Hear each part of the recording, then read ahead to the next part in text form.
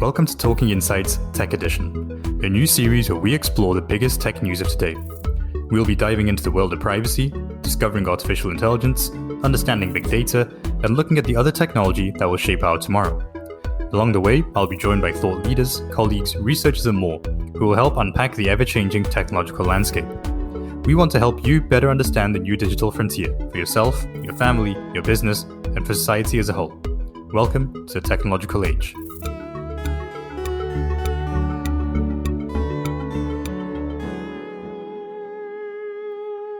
The world of technology is evolving at a breakneck pace. The past 10 years alone have seen the proliferation of smartphones, high-speed internet, streaming, the growth of social media titans, and cryptocurrency transforming from a theory into a highly valued commodity. And of course, the mainstream rise of the topic that we're looking at today, artificial intelligence. AI may conjure up images of science fiction characters like HAL 9000 or the Terminator, but while AI may not currently be seeking to destroy humanity, lawmakers are concerned enough about the potential misuse of AI that they're acting now to safeguard the future. This week, a draft proposal of the EU's flagship AI regulation was leaked, and its contents make for interesting reading as we face an increasingly automated future. Joining me today to discuss this text, as well as AI in general, are two fellow young privacy and tech enthusiasts. I'm delighted to be joined by Bianca Marcu, PhD researcher at the Law, Science, Technology and Society Research Group at the Vrije Universiteit Brussels, where she specializes in data protection law and fundamental rights. Prior to starting her PhD, Bianca was part of the professional standards team at Esomar and held research positions at human rights NGOs. She's also the coordinator of the CPDP conference, which takes place every January in Brussels, is a certified data protection officer, and holds an LLM from Maastricht University.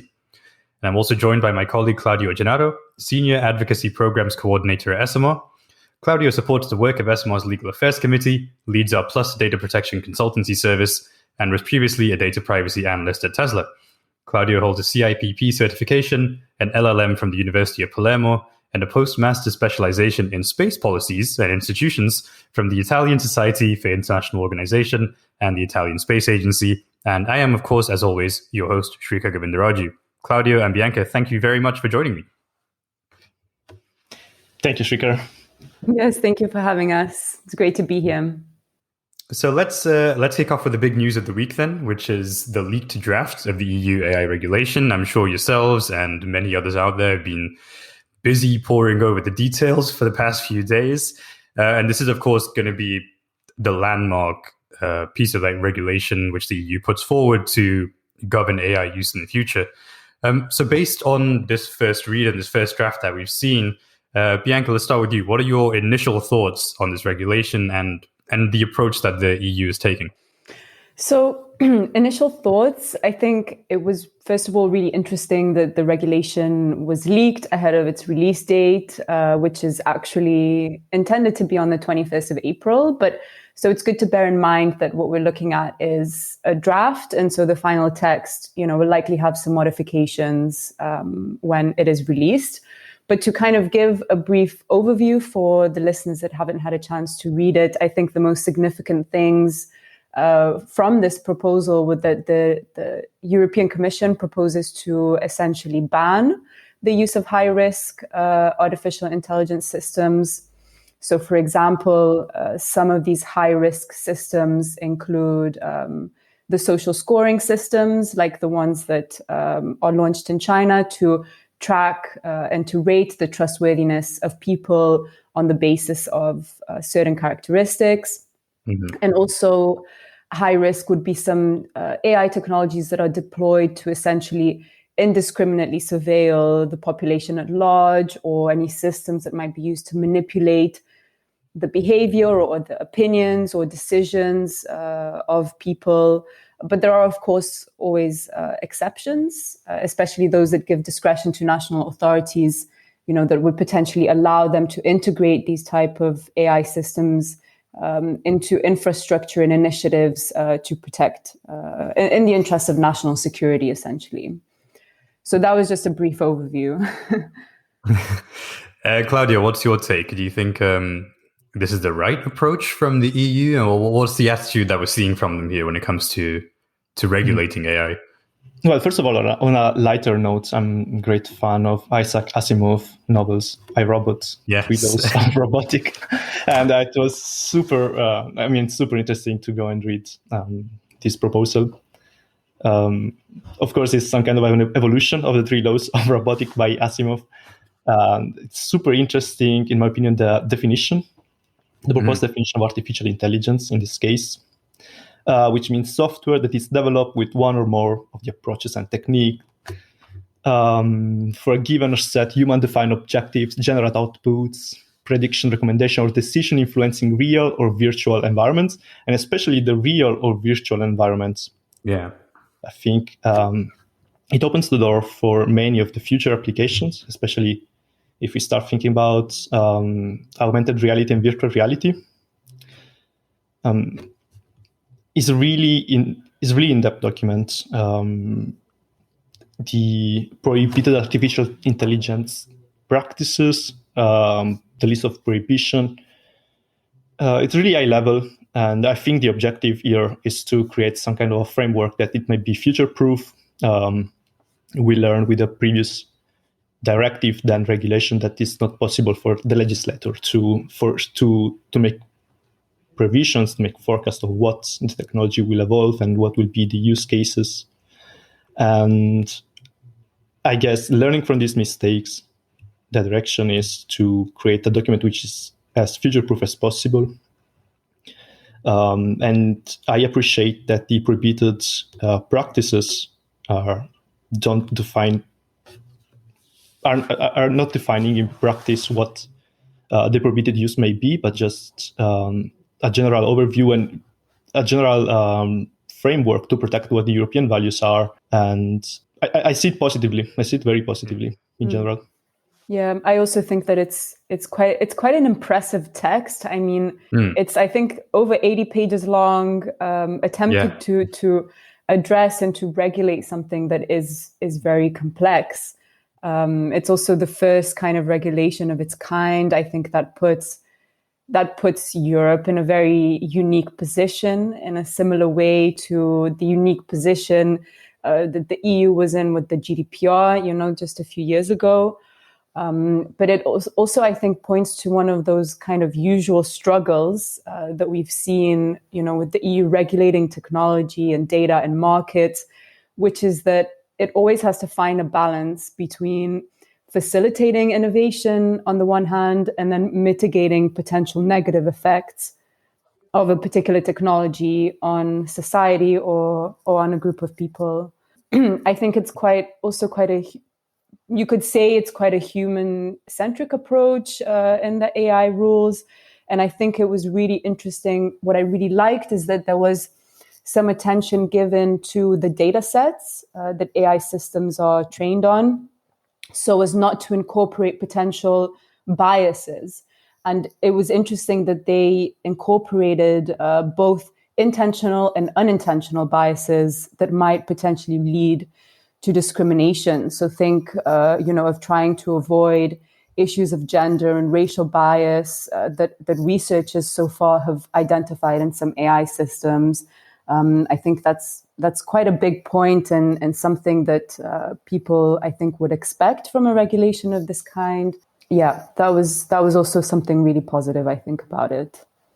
And it's also really, really actual. And I think it covers very actual threats, or in general practices that are seen as potentially disruptive for the market. If we go and check what are the prohibited practices, we see that it's prohibited to manipulate human behavior and decision making. We see that it's prohibited to exploit information or prediction about a person or a group of persons, to carry on indiscriminate surveillance. If we think about the opinions that the opinion on facial recognition policies in the EU, we see this it's actually very it's very contemporary. It's not a document. It's not a document. It will be applicable 10 years, 15 years from now. It covers really current problematics. Yeah, I think you guys raise a lot of interesting points there. So looking at things like future-proofing, looking at bias. Bias is something that I think researchers deal with a lot of the time as well. There's been a lot of conversation within Esomar and beyond as well, looking at bias within data sets which are being used to train these AIs, to train these algorithms. So we've looked at the input and we've looked at the output. And one thing that I'm curious to get your thoughts on, and this is, if you look at this as the AI counterpart to the GDPR, one of the issues that we've encountered with the GDPR is, Bianca, as you mentioned, that kind of balancing act between innovation and protection, and also enforcement as well. So GDPR enforcement has become quite problematic as the document itself has aged, when we see really different interpretations and applications of these principles in different countries. So I think first, let's just take a look at enforcement-wise. The AI PR, I guess, if we shorten it to that, does propose, similar to the GDPR, these national regulatory agencies, national regulatory bodies. What do you think the dangers are that we are going to see as we have the GDPR, this kind of divergent approach in different countries, which is also influenced, by the economy of the country and the business and what the needs are in that sense? Bianca, what are your thoughts? I think it's going to be interesting to see how it works in practice. From the enforcement perspective, it's going to be interesting to see who takes responsibility, which authority will have the responsibility in the end. But I think it was to be expected that there would be a national authority tasked with monitoring the enforcement of the regulation. If we take some of the examples from enforcement under the GDPR, we saw that there have been some issues, for example, with potentially the Data Protection Commission in Ireland, if I get the name correctly, and others. There are issues of who will start an investigation or who will continue an investigation. And there's also the one-stop shop mechanism under the GDPR. I think in some of these cases, we've seen that it's worked, and in some cases not as well. And I think with something such as trying to regulate AI systems, which is potentially the next step in terms of complexity, it's going to be interesting to see how it works in practice. Do you think is there any risk that different member states will take different approach in regulating with local regulations?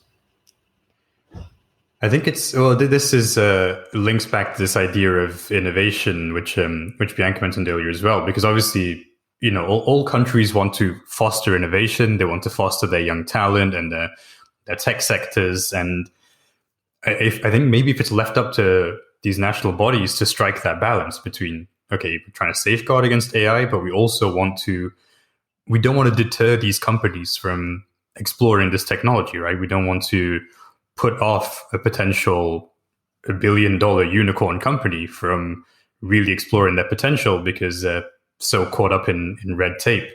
So you mentioned Ireland there, Bianca, which I think is an interesting example when you look at the number of tech companies that are based in Ireland. One, because it's favorable tax rules, but there's also this favorable approach to data protection. And it could be with this AI regulation, a new country might seek to make that name for itself as the destination for AI, whereas it's Ireland right now for these kind of social media companies.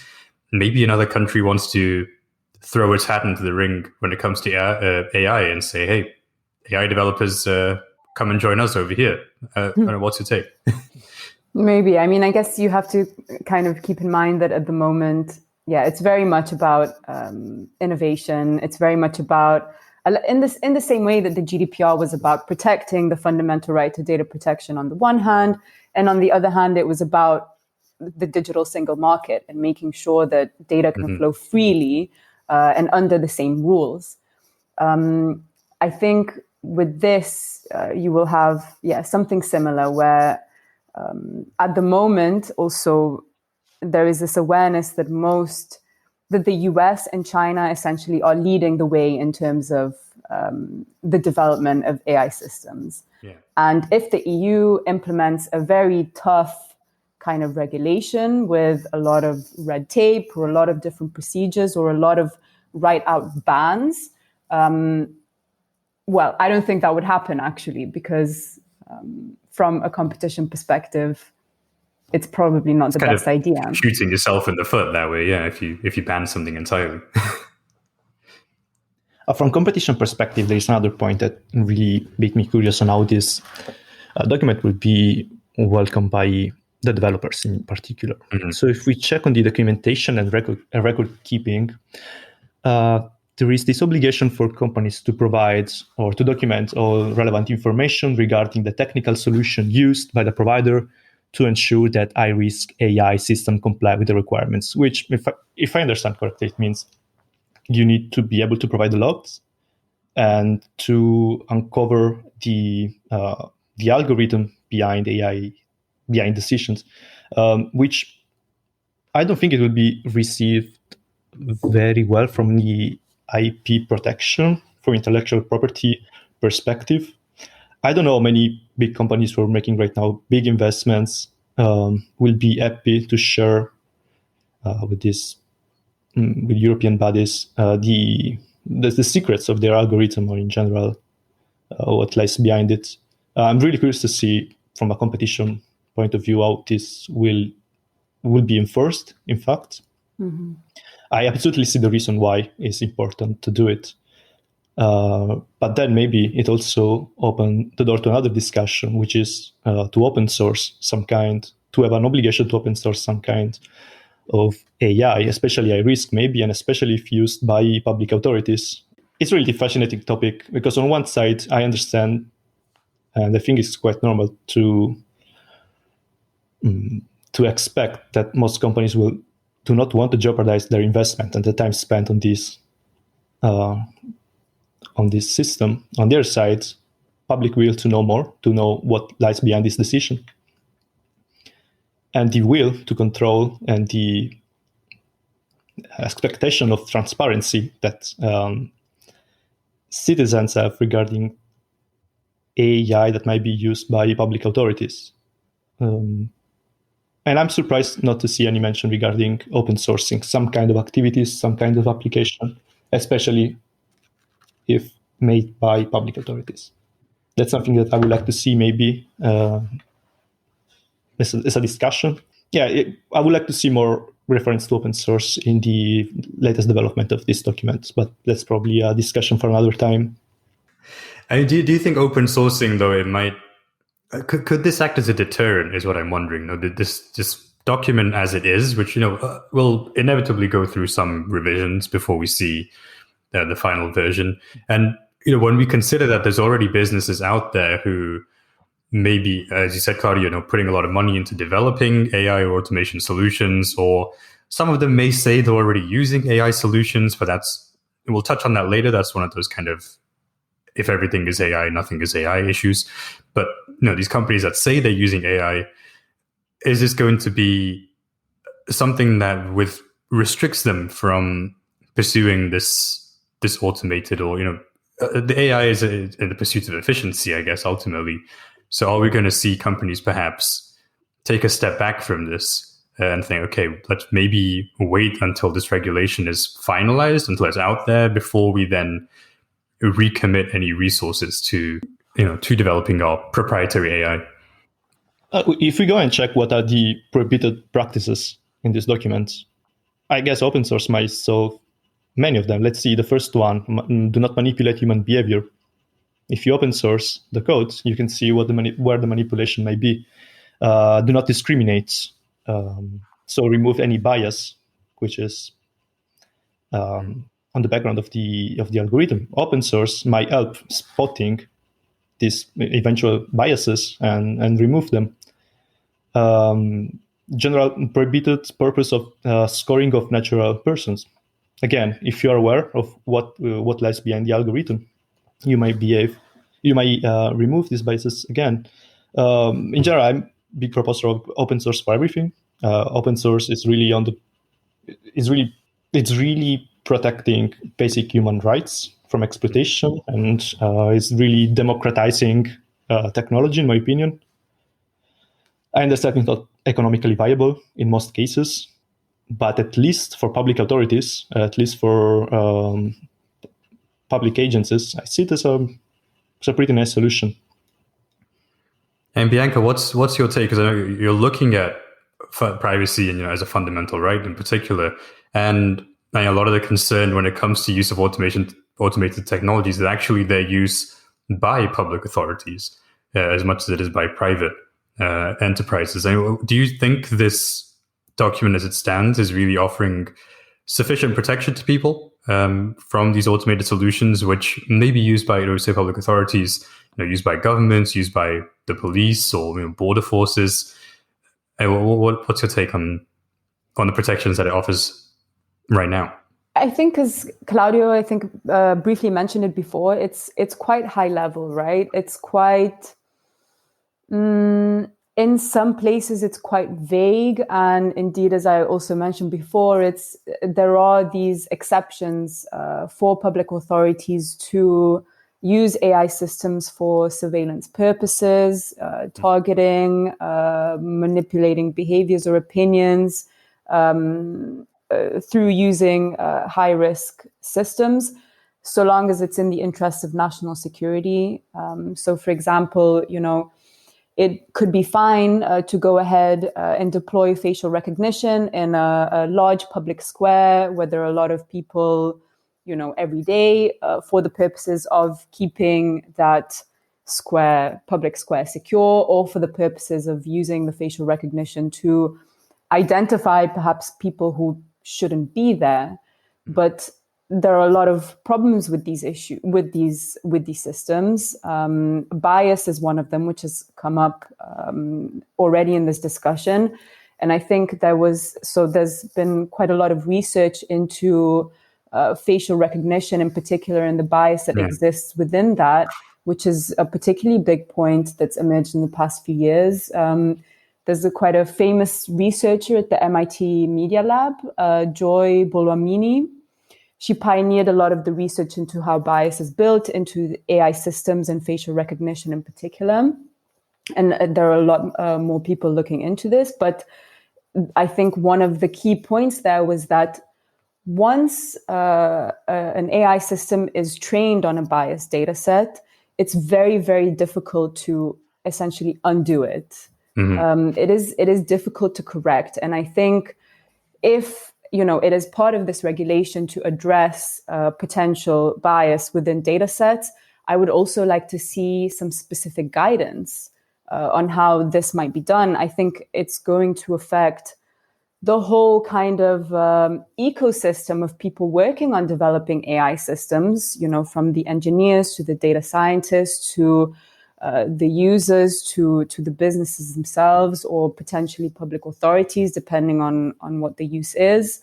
And it's going to change the way that they work because it's a big regulation. So what will be that guidance? And will that guidance be at the European-wide level? Or will it be, will certain member states start to prescribe more stringent type of rules? Will they, what is going to be? We need a kind of ground upon which these rules are unified in some way, so as to avoid fragmentation and kind of confusion, to avoid potential erosion of fundamental rights. And also from the business perspective, you want that sort of unified, those unified rules. You don't want to implement slightly different compliance program in each different country or anything like that. I think it's interesting you mentioned that, looking at different countries. Let's take this out beyond the EU now, because if the GDPR was anything, as well as being a successful first take at a privacy law, it's also been hugely influential around the world. There's been a lot of countries which in the years since have built their own data protection regulation that's either modeled on the GDPR or takes it as a starting point and then develops it further. We're looking at countries like Brazil, we're looking at many states in the US, at India. Do you think this AI regulation might have a similar effect? Are we going to see, the EU is taking the first step in terms of getting this regulation out there slightly earlier than they thought, given this leak? But is this going to spur other countries around the world to start regulating their own AI sectors? And, maybe, as you said a couple of times now, are they perhaps going to adopt a less strict approach to try and encourage that innovation in their countries? Claudia, what do you think, taking a look globally? I think we can see maybe some similarities with GDPR, where the document is maybe not intended to regulate technical details on a technical level, but to spread and enforce what the European values are: respect for human rights, equality, inclusion. I see some similarities with it. Maybe the intention of the legislator in this case is not to regulate each technical aspect of AI, but to promote what the European values, what the European vision is on this sector, and influence how other countries will develop their own legislation on the basis of these shared values, or these values that actually might not be that shared, but that we want to promote globally. In general, I think it's our duty, it's our duty as Europeans to promote the values that are the base or the ground of our society, which might not be perfect, but is based on a very high level of ethical and moral ground. And I don't see it as bad to try and influence others to align with what we perceive to be good. And what do you think, Bianca, though? Because you mentioned earlier that, at the moment, the US and China are kind of seen as the world leaders in the space. We're going to see, maybe the US, certain individual states now are taking steps to bring in their own privacy laws, California famously, and Virginia. Let's look at, how about China, though? Do you think, China, with the fact that they do have a social credit system already, which is explicitly forbidden by this regulation, will we see anything similar in China, for example, or in India even, when it comes to AI? Well, first of all, I think that it might be forbidden here if it is in the form that it currently is in China. But there's nothing to say that there will not be, because high risk systems can still be deployed in the EU, except some of the ones that are banned. Again, it's a little bit difficult. But if they go through certain steps, then they might be able to operate in Europe. I think it's interesting what Claudio mentioned about the kind of the European values, which, as a European myself, I've lived across different European countries, so I very much identify with these values that you mentioned. But I think when it comes to law and legal principles, it was very interesting what happened with the GDPR and just how quickly it became the gold standard, in different countries. And it's not as if there hadn't been data protection laws before that. There had been, but there was something about the GDPR that just took the world by storm. And I think, in a way, with this AI regulation, the fact that it applies to developers of AI systems in third countries who want to offer their technology here in the EU will also have to play by those same rules. So there is a sense of kind of extraterritorial application to it in a way. And if you think about the US, when the GDPR first came out, there was a bit of... They weren't too happy. Yeah, let's say they weren't too happy because it's a different approach. It's a different culture. It's, let's say, maybe more business driven. The more laissez-faire, yeah. Exactly. And in China, again, you have a different system. And so there, any regulation around data protection has been from the perspective of national security.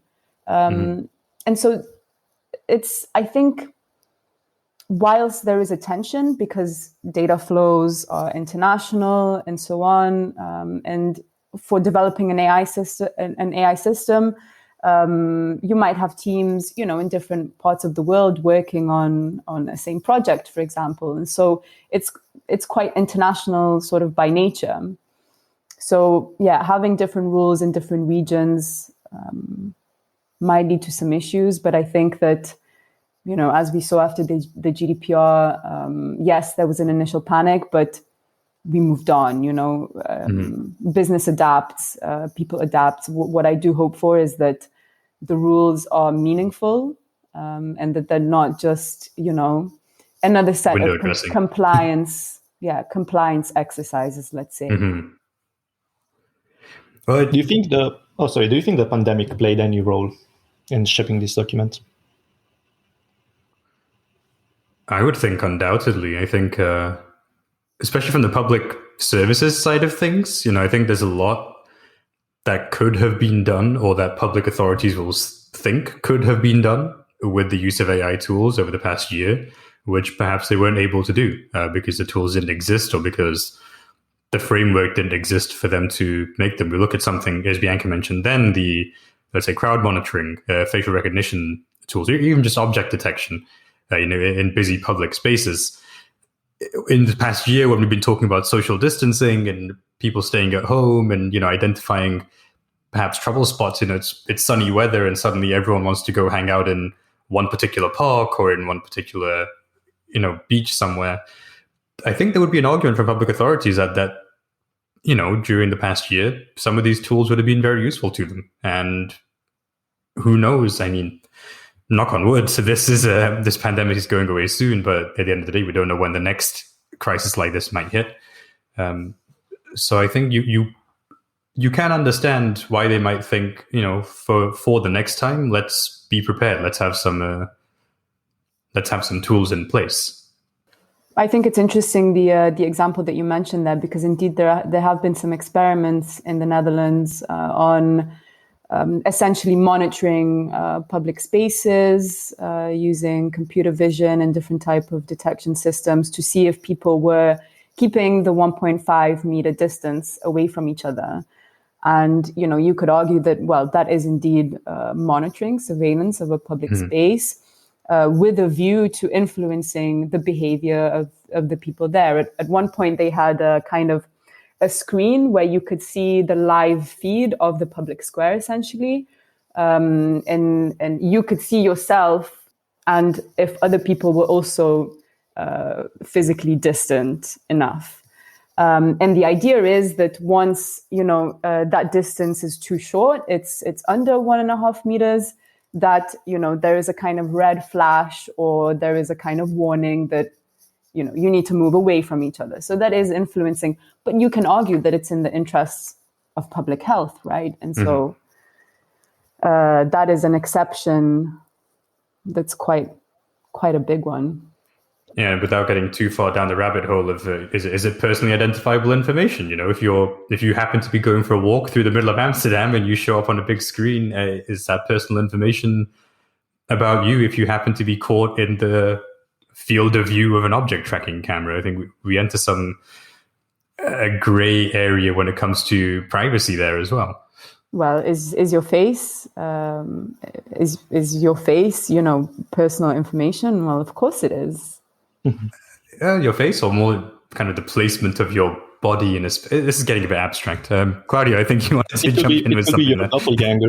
It could be your doppelganger as well, and then it's not your face anymore. Maybe another data subject has the right to opt in. Yeah. For their face, but it's okay. We're going way too far. No, I would probably just repeat myself. It's good to have this high-level document and to have black on white what the European values are and how these data are going to use. And I think it also fosters the trust of the public in providing their data for the good purposes. Let's say for contact tracing, knowing how your data are going to use, knowing that it always need to abide to some higher moral laws and ethical rules. I think it fosters trust, public trust, in how data are used for the public good. GDPR, future privacy, this document, I think it will play a crucial role, especially in the light of new technologies and how many data will be collected soon. Trust is important. If public doesn't trust that their data will be used in a correct way, they will be stored correctly, their access will be restricted, and eventually when they're not useful anymore, they will totally be deleted, then I think many more people will probably install on their smartphone contact tracing app, and next pandemic will be shorter. Again, I see this document as extremely positively. Mm-hmm. I'm really looking forward to see how it will develop. Yeah, me too. I also see it positively. I think it's a really good, it's a really good step. I think it's also challenging, this conception that a business operates only in the interests of its shareholders. This becomes quite difficult when you work in the context, or when you work with complex technologies such as AI, where the impact of society can be so far-reaching. A sense of responsibility and duty of care can no longer be ignored. And I think it's interesting. That's quite from the business perspective. And it makes me think also some of the feedback that I read about from some industry associations kind of reacting to the regulation. And indeed, the way that they contextualized their concerns was very much in the context of these AI systems that are expected to play a really important role in Europe's economic recovery, in our coming out of this crisis, of this pandemic, and healthcare and innovation, but also in environmental issues or environmental initiatives and the role that AI systems can play there. So there was some concerns around what is considered to be high risk. Maybe that's too narrowly defined. And again, as lawyers, we know that, the devil is in the details, and it's all about those definitions. So there are these concerns, again, that, innovation might be stifled. And as we mentioned before, business can just go elsewhere. They can, just go, for example, to the US, where the rules are much more relaxed, or in some places non-existent. That's I think as a final note on this, I do want to touch on, we were going a little bit down the rabbit hole again. Let's fully jump down the rabbit hole here. Let's because the things you've been talking about, all that comes to mind for me are a lot of famous science fiction kind of examples. We're talking about global AI development, and you think, okay, well, when you think about true AIs, if they have access to the internet, then regulation makes no difference, right? They can go anywhere on the planet.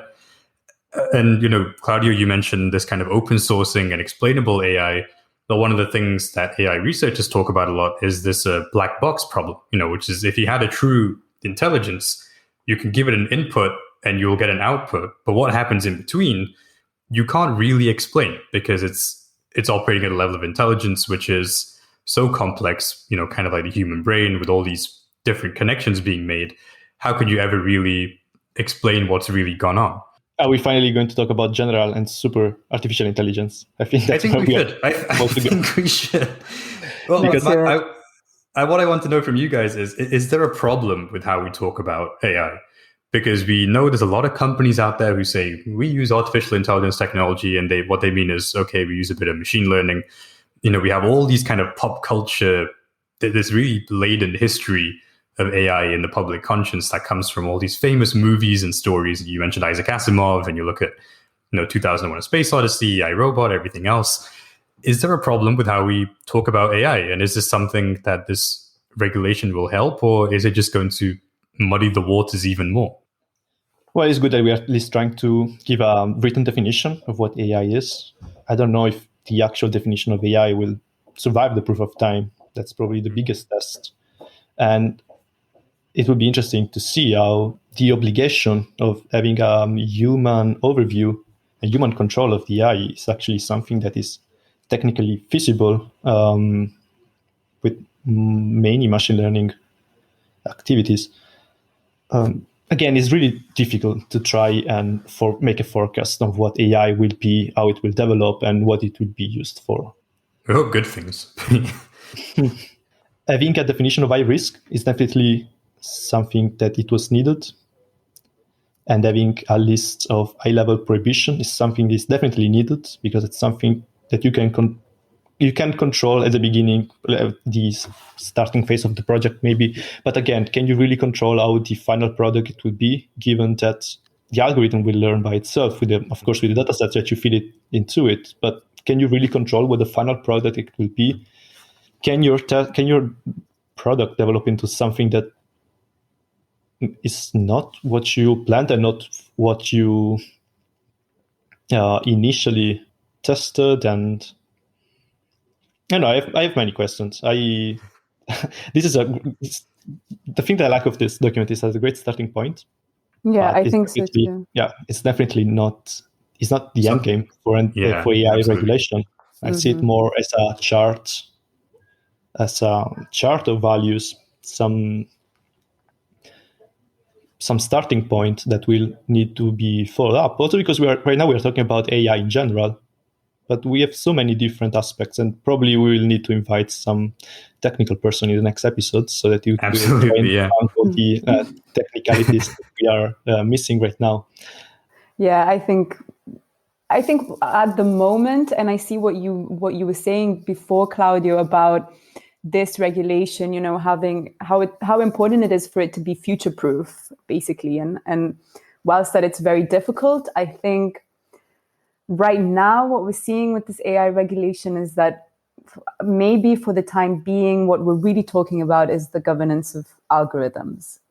But it's very difficult to understand a lot of the terminology around AI because also so many terms are used interchangeably. And so it's likely that, for many people, when they think about AI, you instantly think to Hollywood. You think about science fiction, The Terminator, iRobot. I know I do, yeah. And so on, right? But I thought the definition adopted by this draft regulation was really interesting. It's goal-oriented AI systems. That's what it's referring to. And I think in the document, they also referred to AI as a kind of family of technologies, which I liked. I think is probably quite accurate because at the moment, AI is something that includes different techniques, different approaches. You have people working in machine learning or deep learning or robotics and so on. So I think, the problem is that when you're not working in the space and you see all of these headlines, about AI and where we're heading in the future and some articles use these really kind of dramatized images of, robots taking over the world and so on. And also big tech companies saying that they're using AI for various products and that they're making so much progress. It causes this kind of sense of panic, maybe a kind of sense of a loss of control. And I witnessed this also personally, among connections when speaking with friends. And once you associate AI with iRobot or with the dystopian future, it's very hard to then try to explain those systems in a way that brings it back down to earth in a way, in a very relatable way, because it is very complex. And I think, as Claudio mentioned, this is a really good first step in trying to reach some agreement. Yeah, fingers crossed we get an agreement before. I think some people, you can compare the day we achieve a true artificial intelligence to perhaps the day that they successfully created an atomic bomb, and that this is going to change the course of human history. It's going to change the course of where we go from here. So, well, let's hope that this EU document is a good first step in making sure that we go towards a happy future and not a Terminator dystopia some way down the line. And for anyone who's listening, if you do want more content on AI, make sure you check out Anna, which is Esomar's resource library. There's articles on Research World. And of course, we've had previous episodes discussing AI on Talking Insights with Zeno Koenigs of the XR base in Amsterdam.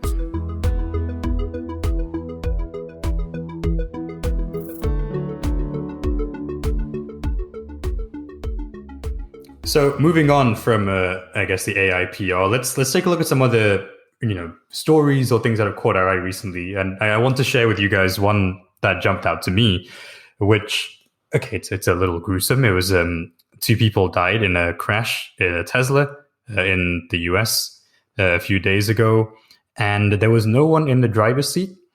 And I think this has sparked a bit of a, on following on to the AI conversation, it sparked a bit of a debate about the safety of, autonomous vehicles, human input, like how much human input can you expect when you have these systems that are advertised to you as self-driving, and there's concerns for the future because this technology is becoming more and more widespread. It's moved beyond Tesla now. A lot of car makers are offering this kind of self-driving, for lack of a better word, technology.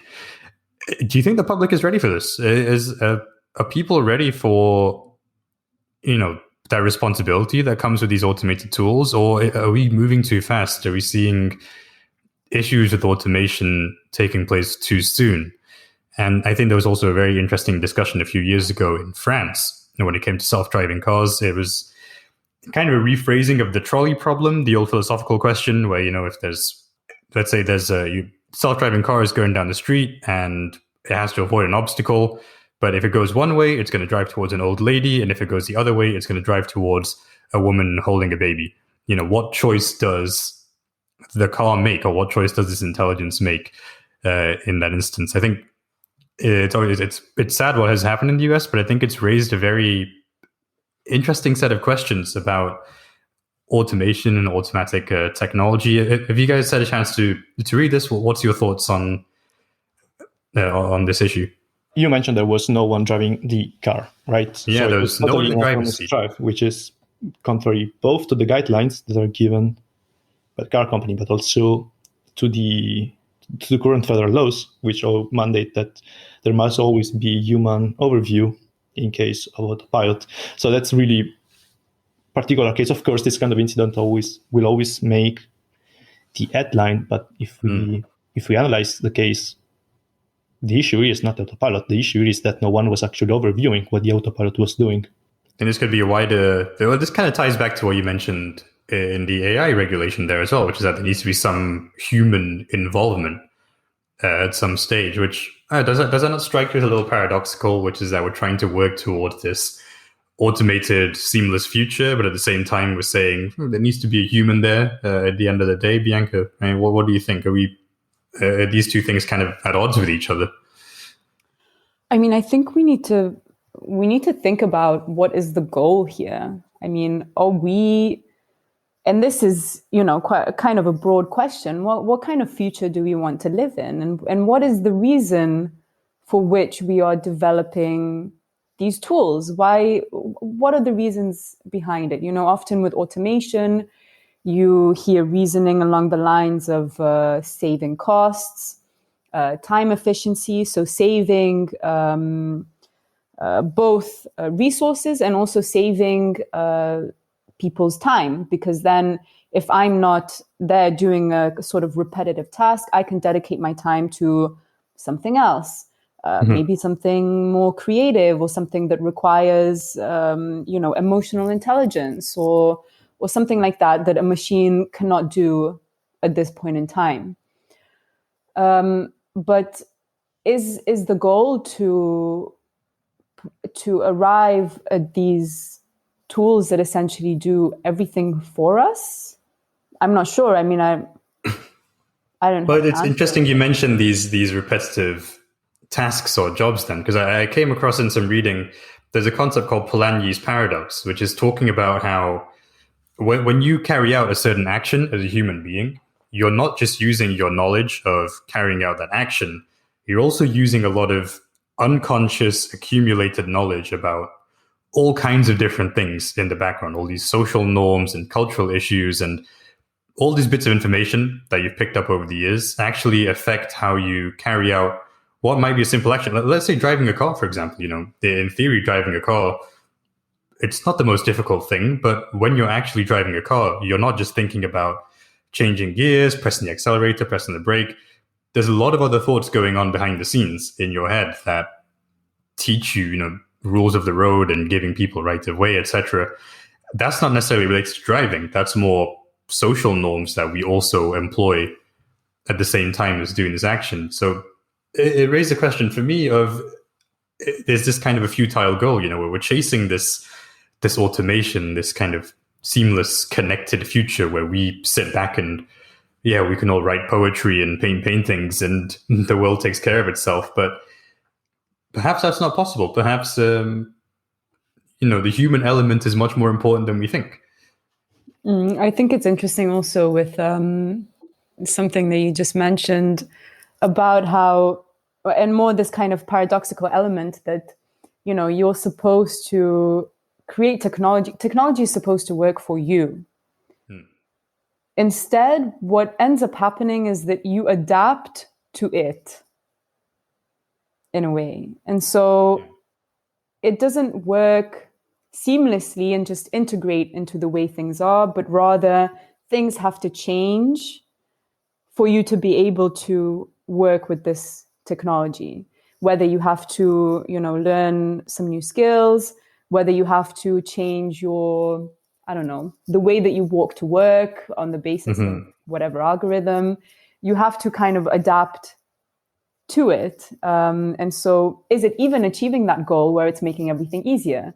There is another factor that we're probably missing here, which is we are talking about an autonomous agent in an environment with other human agents. So how do we define whose liability is in this accident, for example? Do we know the dynamic of the incident? What was the behavior of the humans who were driving around the autopilot? The condition of the road? There are so many variables here that it's very hard to make an assessment on whose fault it is.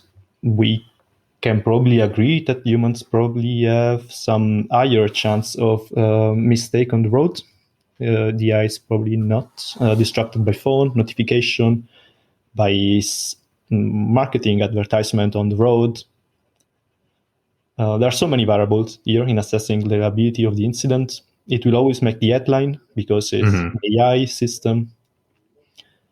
But we are also talking about an AI which is not in the final product.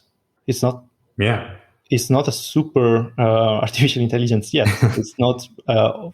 It's not over the human capabilities yet. It's probably not able to assess all the variables around to fully acknowledge the environment in which is also again populated by humans. I guess animals as well on the side of the road, condition on the ground, weather, a million other things at all. A million other things. Yeah, it's much easier to write the title saying that AI car kills 2 people in an accident, but reality most of the time is more. Yeah, I think legally and ethically we're in kind of a gray area here, and yeah, perhaps right. It's not really an AI we're talking about. It's kind of a robot on wheels in a way, and I think robots brings us neatly onto Bianca. You wanted to share an article with us as well. Would you talk us through what you brought?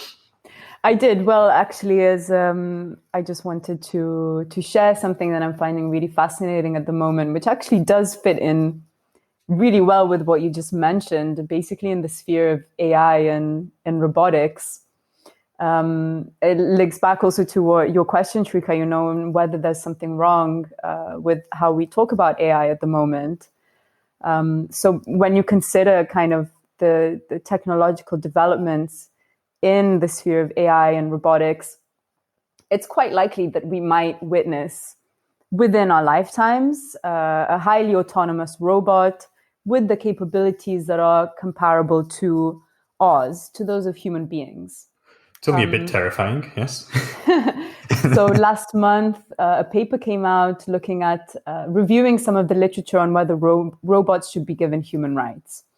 So the idea is that, once they reach this level of intelligence that is equal to, or perhaps even more so than that of humans, there inevitably arise questions around their moral and legal status. So what happens when we determine that this robot possesses personhood or self-awareness or some kind of machine consciousness? Perhaps this is here something more along the lines of what most people think of when they say or they think about the kind of true AI. In fact, I'm not entirely sure that why we keep referring to AI for different things that actually might be very sophisticated systems, but might not be AI in the original. I don't even know if I can say original, but in that sense of the word. So going back to this kind of robotics. So some people say that human rights should only apply to humans, right? By virtue of their humanity, by virtue of human dignity. A robot cannot possibly be human because it's only made of flesh and blood. Whereas we're born free, we're born equal under human rights law. So, you could propose to assign an intelligent, an autonomous robot some kind of legal personality, similar to that of a corporation, for example. Of course, there are issues with that. But there's also the other side, which says that, once this machine possesses a level of autonomous being with a kind of machine consciousness and so on, that we should stop seeing them as mere, mindless tools that are just to be used by us whenever we feel like it in whatever circumstance. So we kind of at that point would have to recognize their status and their rights, which would have huge implications for how we consider ourselves as human, how we define ourselves, but also how we interact with non-human things and so on. So I think it's a fascinating topic. I think it touches upon so many things. Legal personality, which in the case of the autonomous vehicles has always been a massive question. This idea of consciousness, this idea of highly autonomous, and also for what purpose are we developing these systems, and that can help us to maybe identify where we stand in relation to it and the level of freedom or human rights or whatever that we would be prepared to grant to it. You remind me of in the video game series Mass Effect, there's a character who is, for all intents and purposes, a sentient robot. And there's a very famous line where he speaks to the main character and he says, "Does this unit have a soul?" Which really kind of touches on this exact kind of idea of, machines becoming human. Claudio, you mentioned Isaac Asimov way back at the start of this conversation. I'm curious what your take is on this, because I think I'm super fascinated Asimov by definitely touched on a few of these discussion, ideas in his work as well. Putting the legal at again, then you will need to have a legal definition of consciousness or a legal definition of soul. Can you imagine how long the trilogue would be to agree on a legal definition of consciousness? This could be something we put to the commission sometime and see what their what their thoughts are. What Bianca mentioned. So, what is the purpose for which we are building these machines? For me, it might work any purpose which is not legally prohibited. So, going back to the definition of freedom, what is freedom? Is any act that is not legally prohibited. So, why should it be different for any AI application, robotic application? Of course, it's probably I'm missing hundreds, millions of other variables here. But I had this thing in mind while we were talking about the autonomous driving airplanes, how airplanes land. That's almost totally autonomous. Why does it work better than humans? Because we managed to remove some of the variable that we have on the road. So the tarmac, the traffic, weather conditions, of course, cannot be controlled. But in this semi-controlled environment, airplane is able to land with a much higher percentage of success autonomously rather than driven by a human, unless the infrastructure will tremendously evolve in the next few years. I don't really see autonomous driving to reach that level of accuracy as for in the aeronautics. There are so many other variables involved. Infrastructure is definitely something that was not built for autonomous driving. It was built for humans and their capabilities of understanding the environment around them, avoiding obstacles, avoiding each other. Keeping 1.5 meters apart as well these days, I think. A bit more if you're in a car and it's raining. That's a really good point. Yeah. Claudia, what is the article though, or the bit of news that's caught your attention that you'd like to share with us this week? So I was checking the MIT Technology Review, and there is this article regarding a controversial facial recognition tool, which is allegedly currently being used by the New York police. We're talking about Clearview AI. I first read about Clearview AI last year. There was a really nice article written by the New York Times, which are very dystopic title, the secretive company that might end privacy as we know it. That is dramatic, yeah. It's very dramatic. What are we talking about? So Clearview AI is an American company who built a database of publicly available photographs from social media, and it's actually not very clear how the database has been built it's been built in the past years. It's mentioned in general public available images, which in the light of the last data breach might raise some eyebrows on how this data have been collected and how this data proliferated so much in the last year. Whose mission, according to their website, is to deliver the most comprehensive identity solutions in the world. We support law enforcement and national organizations in their mission to identify victims and perpetrator. What is interesting of the article that has been published by the MIT Technology Review on the 9th of April is that agents of the NYPD have been granted access to this database on their mobile phone and on their own private mobile phone and email. So I wonder what the level of what the limitation of use it might be in this case, what the hierarchical surveillance might be. And it's interesting that how the New York Patrol Department first denied any institutional relationship with Clearview AI, formally or informally, quote, just for a few months after, for BuzzFeed, I guess, to reveal personal emails between agents and Clearview AI developers, where, quote, I just noticed your previous reply app is working great. I've been working on different projects analyzing cases that have social media subjects. Is leading to many more investigative leads, end quote. It's really interesting, also in the light of the facial recognition ban that I guess it has been promoted in California last year, 2 years ago.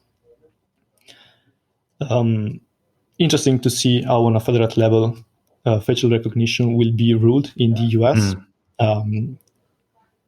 Clearview AI is definitely something we'll probably we'll talk about in the future. Again, that's why it's important to have clear values in the EU on how AI is used and what are the prohibited use cases. And this makes life quite difficult for, I guess, a lot of businesses as well, looking at the US when we speak about privacy laws as well sometimes, and how every state seems to have a slightly different approach. I mean, it must be a real barrier, right? If you're a business and you're trying to operate in the US and California, New York, probably two of your biggest markets, if they're operating by two completely different sets of rules, it's the opposite of what the EU is trying to do, which is to create this more homogeneous set of rules that cover every European country. Yeah, I guess so. I think also it's sometimes there are also differences within Europe itself. For example, Germany has some more stringent kind of privacy rules. I think also the COVID-19 pandemic kind of turned everything upside down in a way.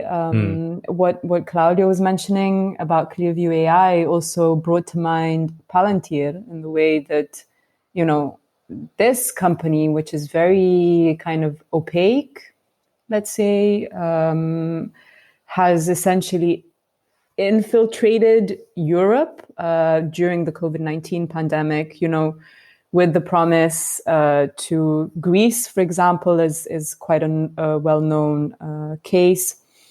Yeah, with their example, essentially offering their technology for free to these public bodies, promising that, this is going to help you visualize a bunch of different data points around the country, It's going to help address the pandemic and help it end quicker, help it come to an end quicker so we can get back to normality.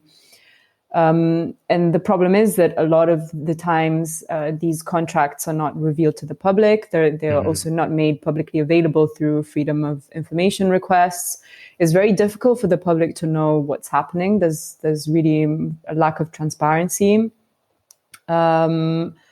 I'm not sure whether an investigation would reveal that this technology is actually contravening data protection law. But it's certainly interesting to follow these kinds of developments, and similar to what we were talking about before, around different exceptions that exist for public authorities in, let's say, in times of emergencies or in the interests of security, which is fine, but those use cases should be limited to that time only and not extend beyond that time frame in any way, shape, or form. Absolutely. But I think the difficulty here is always, who sets those limits and who's doing the enforcing? Because ultimately, if we're leaving public bodies to use this technology and then we're leaving it to other public bodies to enforce and monitor its use, you can see how there might be maybe perhaps a bit of a conflict of interest. And as a side note, Palantir, by the way, has to be one of the creepiest company names I've ever come across. And if anyone hasn't read Lord of the Rings, the Palantirs are the all-powerful seeing stones, which allow you to spy on people across the world. So I think they were pretty transparent with their intentions when they set the company up. True. Well, I think, Claudio, Bianca, it's been a really fun discussion. I think we've covered a lot of ground. AI, facial recognition, robots, dystopian futures. This episode really had it all. So, no, thank you both for taking the time for joining the discussion today. Thank you for having us. Really enjoyed it. Thank you. And I do hope we'll see you again in future for more of these discussions. So thanks again. And of course, thanks also to our listeners for joining us. And just as a note that we do hope to make this installment or this particular discussion a regular feature on Talking Insights, looking at privacy, looking at all things tech. Perhaps with Claudio and Bianca again, perhaps with some other people who work in this space as well. So if you have any feedback or you have any suggestions on how we can improve this in future, please do get in touch via podcast@esomar.org. Until the next time, as always, please do stay safe, stay healthy, and stay curious. So Claudio, Bianca, thanks once again. And to our listeners, we'll see you again next time.